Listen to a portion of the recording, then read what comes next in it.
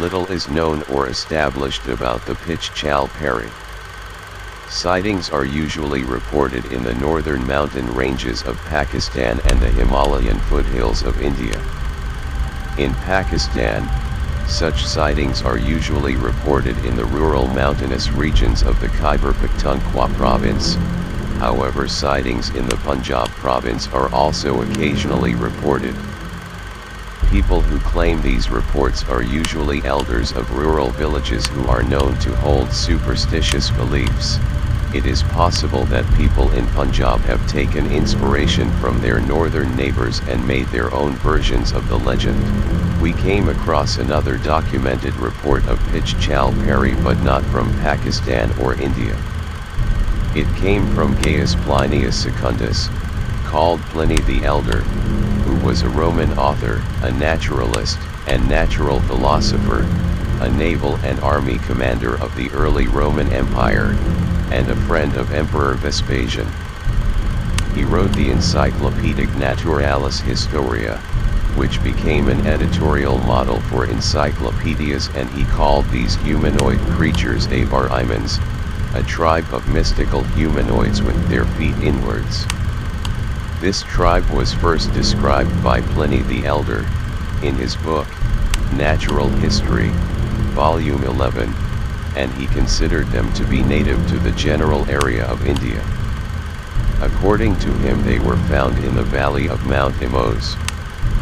Mount Imayan is an ancient name for the Central Asian complex of mountain ranges comprising the present Hindu Kush, Pamir, and Tian Shan, extending from the Zagros Mountains in the southwest to the Altai Mountains in the northeast, and linked to the Kunlun, Karakoram, and Himalayas to the southeast.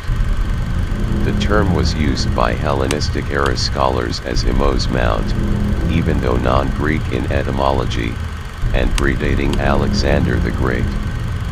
A similar tale is recounted by Aulus Gellius in Attic Nights. The Avar-Iman lived side by side with wild animals and were wild themselves.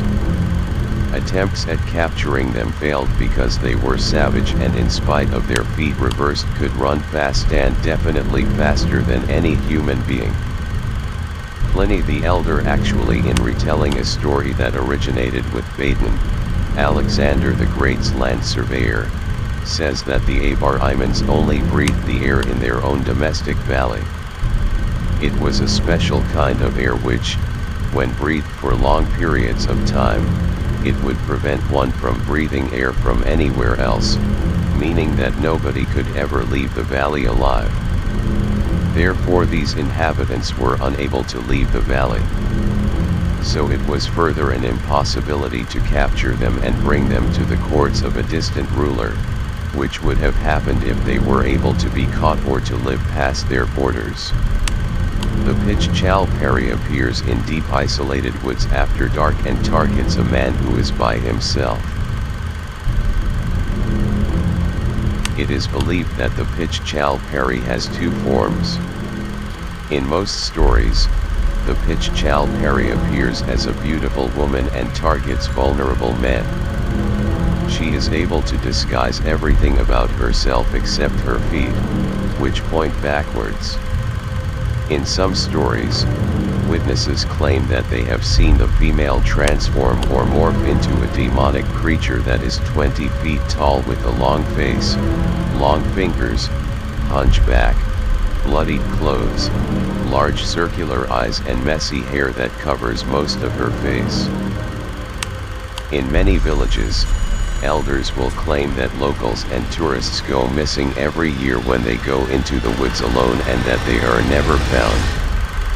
They suggest that a Pichchal Pairi is a likely explanation.